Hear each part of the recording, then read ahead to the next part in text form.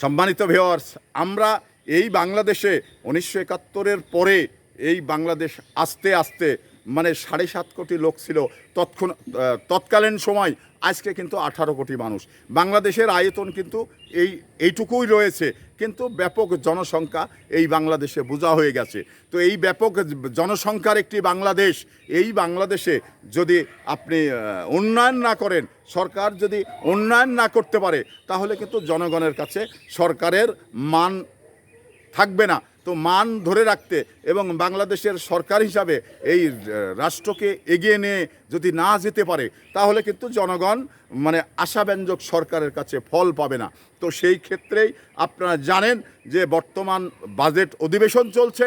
সেই বাজেট অধিবেশনে যে সর্বকালের সর্বোচ্চ মানে বাজেট পেশ করতে যাচ্ছেন, মানে 9,000 কোটি টাকা এবং 9,000 কোটি 30 লক্ষ টাকা এই বাংলাদেশে বাজেট ঘোষণা করতে যাচ্ছেন অর্থ বছরের। তো সেই অর্থ বছরের এই বাজেট নিয়ে বিভিন্ন মানে মহল, বলতে গেলে জামাত ইসলামের মহল এটা নিয়ে আলোচনা করছেন, এটা নিয়ে সমালোচনা করছেন যে বাজেটটা আরেকটু কমিয়ে দিলে হতো। তো এই দেশ এগিয়ে যেতে হলে আপনার বরাদ্দর কিন্তু বিকল্প নেই, বাজেটের কিন্তু বিকল্প নেই।